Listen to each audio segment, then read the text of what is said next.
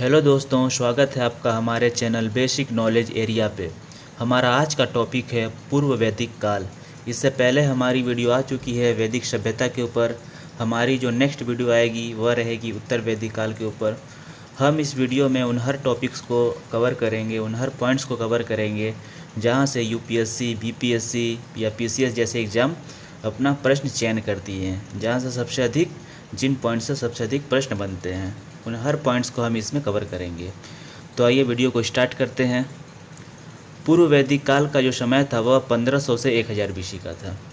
यहाँ का जीवन कबीलाई जीवन था। लोग कबीला बनाकर रहा करते थे। इसका समूह बड़ा हुआ करता था। इस कबीले को जन कहते थे। जन को देख रेख करने के लिए सबसे बड़ा अधिकारी हुआ करता था, उसे राजन कहा जाता था, जो वास्तव में क्षेत्र का राजा कहलाता था। यह केवल नाम मात्र का राजा हुआ करता था। राजा के पास सीमित अधिकार होते थे। न तो उसके पास नियमित सेना होती थी, न ही टैक्स वसूलने की नियमित परंपरा होती थी, न ही उसके पास अपनी इच्छा के अनुसार किसी को दंड देने का अधिकार होता था। केवल नाम मात्र का ही राजा था वो। राजा के सहायक के लिए एक ग्रुप बनाए जाते थे जो 4 भागों में बांटा जाता था, जैसे समिति, सभा, विदत और गण जैसे ग्रुप हुआ करते थे। इन चारों समितियों में कुछ अंतर हुआ करते थे, तो आइए उन अंतरों को देखते हैं। समिति, कबीले के आम लोग एक संस्था बनाते थे जिसे समिति कहा जाता था। इसमें पुरुष के साथ महिलाएं भी सम्मिलित हुआ करती थी। ये कई आम विषयों पर राजा को सलाह देते थे। दूसरा सभा था। सभा के लोग समाज के पढ़े लिखे उच्च लोग हुआ करते थे। जो सभा में जो मेंबर हुआ करते थे वह समाज के उच्च लोग हुआ करते थे, जो पढ़े लिखे और उच्च शिक्षा प्राप्त किए रहते थे। इसमें सीमित संख्या थी, अर्थात आम सभा से छोटी सभा थी, लेकिन इसका महत्व बहुत ज़्यादा था। विदत जो था वह क्या था कि जैसे 2 कबीलों के बीच युद्ध हुआ तो वहाँ से जो लूटपाट का सामान आता था उन सामानों को बराबर भागों में बांटने का काम विदत में सम्मिलित जो मेंबर हुआ करते थे, जो समूह में जो लोग हुआ करते थे, उनके ऊपर रहता था। वह बराबर भागों में लूट के सामान को बांटते थे। और सबसे प्राचीन संस्था जो था वह विदत ही था। इसमें महिलाएं भी सम्मिलित हुआ करती थी। देखिए, पूर्व वैदिक काल का जो एक महत्वपूर्ण जो भाग रहा वो यह था कि इसमें महिलाएं हर चीज़ में पुरुष के बराबर अधिकार रखती थी। उन्हें अधिकार मिलता था पुरुष के बराबर। जो राजा के सहायता के लिए अधिकारी चुने जाते थे उन्हें रत्निन कहा जाता था। इन अधिकारियों में से जो सबसे प्रमुख होता था वह पुरोहित हुआ करता था, जो राजा को मुख्य रूप से धार्मिक सलाह दिया करता था। सेनानी सेना प्रमुख हुआ करता था, जो सेना के रूप में सहायता करता था। देखिए, पूरक जो थे वह दुर्ग या किले की सुरक्षा के लिए रहते थे। वह राजा के किला को सुरक्षा प्रदान किया करता था।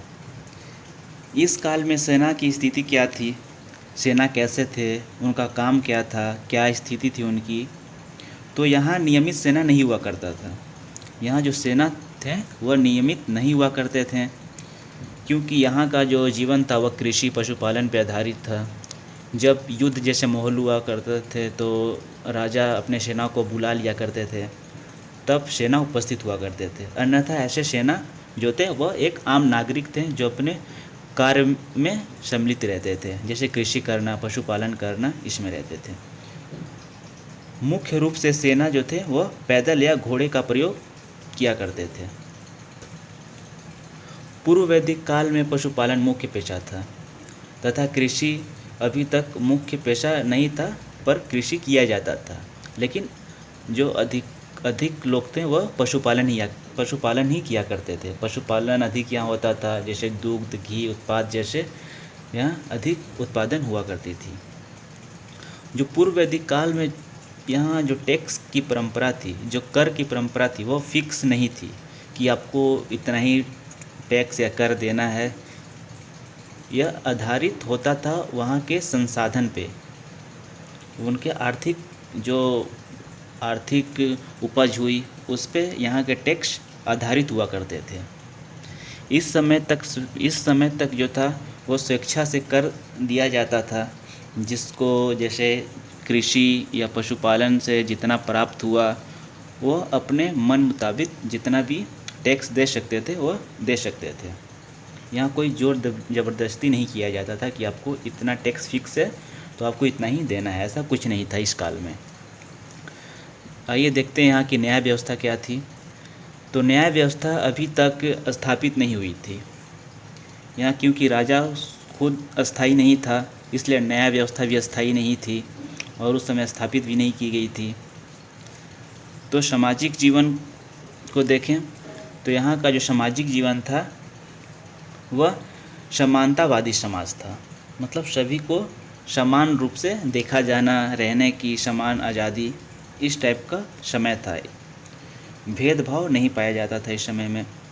यहाँ पर वर्ण व्यवस्था की शुरुआत हो गई थी, जहाँ जाति के आधार पर वर्ण नहीं चुने जाते थे बल्कि कर्म के आधार पर वर्ण चुने जाते थे। यहाँ पास जो वर्ण व्यवस्था थी जैसे ब्राह्मण, क्षत्रिय, शूद्र, ये सब जो वर्ण व्यवस्था थी, इसमें ऐसा वर्ण व्यवस्था इस काल में नहीं था। यहाँ पे कर्म के आधार पे वर्ण व्यवस्था स्थापित थे। जैसे शिक्षा में जो प्रांगत है, जो शिक्षा में अधिक ज्ञानी है, उसे ब्राह्मण के श्रेणी में वर्ण में रखा जाता था। जो अधिक ताकतवर है, जो ताकत में प्रांगत है, उसे क्षत्रिय के श्रेणी में रखा जाता था। इस आधार पे, कर्म के आधार पर यहाँ वर्ण व्यवस्था चलती थी। जो नौवें मंडल जो है, नौवें मंडल को पढ़ने से पता चलता है कि यह एक परिवार में अलग अलग वर्ण के लोग रहा करते थे। जैसे एक परिवार में अलग अलग वर्ण रहा करते थे, जैसे कोई शिक्षा में प्रांगत है, कोई ताकत में है, तो किसी को ब्राह्मण के वर्ण में रखा गया है, किसी को क्षत्रिय के वर्ण में रखा गया है। यह अब नौवें मंडल को पढ़ने से पता चलता है। 10वें मंडल में बताया गया है वर्णों की उपस्थिति के बारे में कि कैसे ब्राह्मण, क्षत्रिय, वैश्य, शूद्र ब्राह्मण से उत्पन्न हुए हैं। इस काल में दास प्रथा का प्रचलन तो था, मगर काफ़ी संदर्भ में यूरोप से कम था। यूरोप के संदर्भ से काफ़ी कम था यहाँ का दास प्रथा। इस समय परिवार की विशेषता बहुत थी। यहाँ पितृ सत्तात्मक परिवार था। पिता को अधिक दर्जा देना, पुरुष को अधिक दर्जा देना, किंतु महिलाओं का अधिकार कम नहीं था, उनका भी बराबर का अधिकार था। पर यह जो परिवार था वह पितृ सत्तात्मक परिवार था और यह संयुक्त परिवार हुआ करता था। यहाँ लोग एक फैमिली में रहा करते थे, जॉइंट फैमिली के रूप में। यहाँ 16 प्रकार के संस्कारों का वर्णन मिलता है। 16 प्रकार के संस्कारों का वर्णन किया गया है। उपनयन संस्कार जो शिक्षा प्राप्त करने पर आधारित है। उपनयन संस्कार में शिक्षा जो अधिकार है वह स्त्रियों को प्राप्त हुआ है। स्त्रियों को यह संस्कार प्राप्त करने का अधिकार था। उपनयन संस्कार में यह आते थे। कुछ विदेशी महिलाओं का भी जिक्र मिला है, जैसे गार्गी, मैत्री, कत्कायनी। यह विदेशी महिलाओं का यहाँ अवशेष मिला है, देखा जाना उनका नाम मिला है, यहाँ नामों का अवशेष मिला है। यह मुख्य रूप से ऋषि परिवार से जुड़े थे। यह विदेशी महिलाएं जो थी यह ऋषि परिवार से थीं। इस काल में दहेज प्रथा नहीं था तथा बाल विवाह प्रथा नहीं था। देखा जाए तो इसके बाद का जो काल आया उसमें दहेज प्रथा, बाल विवाह प्रथा और सभी प्रथा थी। पर उस समय का जो प्रथा था, जो पूर्व वैदिक काल का जो प्रथा था, इसमें ना दहेज प्रथा था ना बाल विवाह का प्रथा था। तो देखा जाए तो आज के मॉडर्न ज़माने से कहीं ज़्यादा विकसित उस समय का समाज था। इस काल में पुनर्विवाह प्रथा था, जैसे पति के निधन के बाद महिलाओं का पुनर्विवाह किया जाना या अपने देवर से शादी किया जाना, ये सभी प्रथा प्रचलित हैं उस समय। यहाँ के लोग शाकाहारी या मांसाहारी दोनों थे। लोग शाकाहारी में दूध, घी का प्रयोग करते थे, मांसाहारी में मछली का प्रयोग किया जाता था। अधिकांश तौर पे मांसाहारी में मछली का ही प्रयोग किया जाता था पूर्व वैदिक काल में। मनोरंजन के लिए खेल का प्रयोग किया जाता था, जैसे पाशा खेलना, घोड़दौड़ करना, घोड़ा को रेस में दौड़ाना, यह सब करके यहाँ के लोग मनोरंजन किया करते थे। आर्थिक जीवन को देखें तो इस काल में पशुपालन ही मुख्य पेशा था। गाय पालना, उससे उत्पादित चीज़ों को ग्रहण करना या उसका व्यवसाय करना, इस प्रकार की आर्थिक जीवन शैली थी यहाँ। गाय गाय जो थी वो गाय का हत्या करना इस काल में सख्त अपराध था। इस काल में गाय की हत्या नहीं की जाती थी। लोग यहाँ पशु को पूजते थे। इसका प्रयोग 176 बार किया गया है ऋग्वेद में कि गाय की क्या महत्व है। गाय की महत्व का व्याख्या किया गया है ऋग्वेद में 176 बार। दूसरा प्रमुख पशु जो था वह घोड़ा था। घोड़ा सबसे प्रिय पशु था। इसका प्रयोग रथ के रूप में या घुड़दौड़ के रूप में किया जाता था तथा घोड़ा का महत्व सेना के लिए भी उपयुक्त था। कृषि की बात करें तो इस काल में गेहूँ, जौ ये मुख्य रूप से उगाया जाता था। ऋग्वेद में कृषि के लिए बस 24 मंत्रों का प्रयोग किया गया है।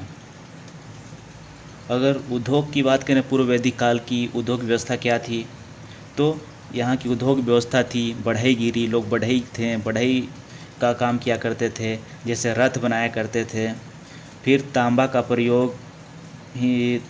प्रयोग भी किया जाता था। यहाँ व्यापार कैसा था यहाँ का, तो व्यापार बहुत ही सीमित था।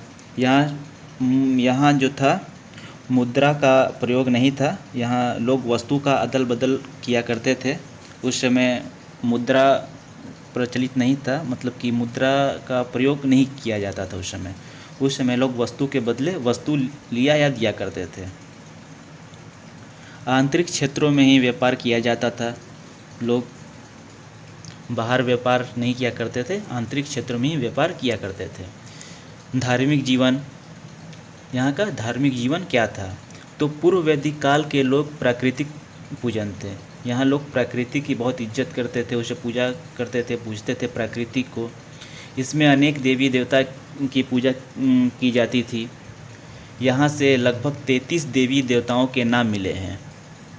पूर्व वैदिक काल में लगभग 33 देवी देवताओं के नाम मिले हैं। तो आइए देखते हैं वह देवी देवताओं कौन कौन थे, इन्हें किन किन श्रेणियों में बांटा गया था। तो इन्हें 3 श्रेणियों में बांटा गया था। पहला अंतरिक्ष के देवता, दूसरा पृथ्वी के देवता और फिर तीसरे में आकाश के देवता थे। तो अंतरिक्ष के देवता में कौन कौन थे, तो इंद्र, मारुत, रुद्र और वायु थे। वहीं पृथ्वी के देवता में कौन कौन थे, तो अग्नि, सोम, पृथ्वी, बृहस्पति, ये पृथ्वी के देवता थे। आकाश के देवता में जो थे वह थे सूर्य, वरुण, उषा, सविता और विष्णु, यह आकाश के देवता थे। सबसे अधिक देवता की सूची आकाश की देवता की सूची थी, जिसमें सबसे अधिक देवता इसमें इस श्रेणी में थे। इंद्र सबसे प्रमुख देवता हुआ करते थे। इसमें इंद्र को पुरंदर कहा जाता था, अर्थात किला तोड़ने वाला। इंद्र जो थे ये शक्ति के प्रतीक थे, शक्ति के देवता के रूप में जाने जाते थे। ऋग्वेद में 250 श्लोक इनके बारे में दिया गया है। अग्नि दूसरे प्रमुख देवता थे। अग्नि देवता जो थे वह दूसरे प्रमुख देवता थे। पहले प्रमुख देवता तो इंद्र थे तथा अग्नि दूसरे प्रमुख देवता थे। इन्हें जो था यह प्रमुख देवता तो थे ही, इन्हें भगवान और इंसान के बीच के देवता के रूप में भी जाना जाता था। यह इंसान और भगवान दोनों के बीच के देवता थे। इनके संबंध में 200 श्लोक ऋग्वेद में वर्णित किया गया है। तीसरे प्रमुख देवता अरुण थे। इन्हें वर्षा एवं समुद्र के देवता के रूप में भी माना जाता है। देवी सविता काफ़ी चर्चित रहीं। इन्हें चमकती हुई सूर्य के रूप में भी देखा जाता है। देवी सविता को चमकती हुई सूर्य की देवी भी कहा जाता था उस समय। उनके संबंध में गायत्री मंत्र लिखा गया है।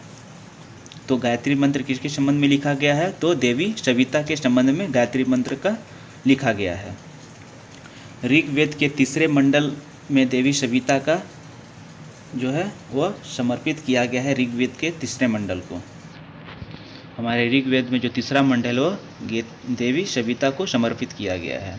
उगते हुए सूर्य को मित्र के रूप में माना जाता है। जो मित्र देवता को समर्पित किया जाए, मित्र देवता को माना जाता है उगते हुए सूर्य को। अश्विन देवता जो हैं वह चिकित्सा के देवता माने जाते हैं। अश्विन देवता चिकित्सा के देवता माने जाते हैं। उस समय जो चिकित्सा के देवता थे वो अश्विन देवता थे। बाद में उत्तर वैदिक सभ्यता में जो शूद्रों के देवता के रूप में जाने जाते थे वह देवता थे, और जो औषधि के देवता थे वह थे पूषण देवता। वह जो शूद्र के देवता थे वह बाद में उनके प्रमुख देवता जाकर बने शूद्रों के।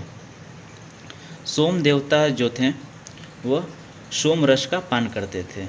इन्हें वनस्पति के देवता भी कहा जाता था, सोम देवता को। तो दोस्तों आज की वीडियो में यहीं तक। अगले वीडियो में हम उत्तर वैदिक काल को देखेंगे। अगर आपको यह वीडियो पसंद आया तो इसे लाइक करें, शेयर करें, कमेंट करें, और हमारे आने वाले वीडियो को देखने के लिए चैनल को सब्सक्राइब करना ना भूलें।